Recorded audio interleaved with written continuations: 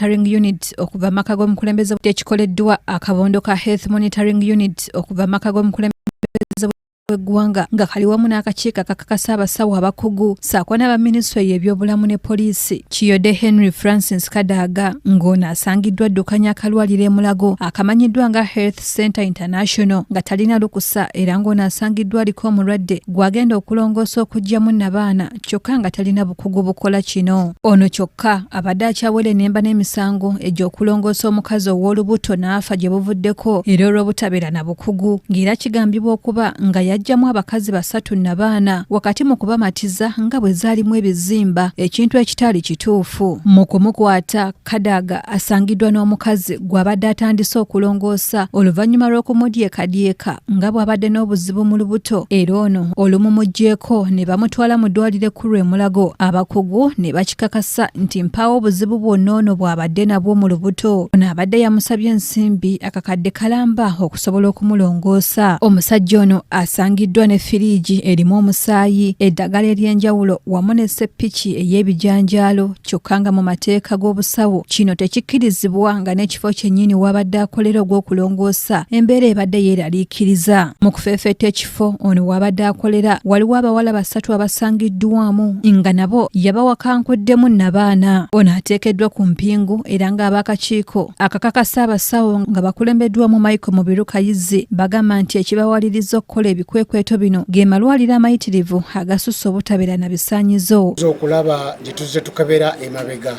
ng'amalwaliro mangi tugasanze agasinga galina ebikolobero bingi bye gakoze naye nga geerimbika mu kubeera nga bwe mugendayo nga ttiimu nga muli ba Nurses Council nga bagamba nti ffe tuli ba Allied, bwe mugendayo nga Allied bagenda nga bagamba ffe tuli ba Medical and Dental, bwe Medical and Dental bagenda babayoga nti ate ffe ministry twafunye olukusa okuva ku ministry kati nga beekweka mu mbeera bweti ebadde nga ereeta obuvuyo n'okulimberera bye bakola. Abasawo kakiiko kano bagamba nti oluvannyuma lw'okunoonyereza bakizudde ng'ekifo kino ewalongoosebwa abantu tekituukaganye na mutindo nga n'ebisaanyizo ebimukkiriza okulongoosa abantu tabirina. Bongeddeko nti abasangiddwa ng'akola nabo okuli Hassan Budugu ne Andrew Ajuna balabye biri bityo bo ne badduka. Alongoosa magulu gamba yavudde ku mulamwa ye kyojja nakyo kasitojja nga oli mulwadde akussaako busakaki kaso awatali na kugoberera nti ye asoma kino kyaba akola ki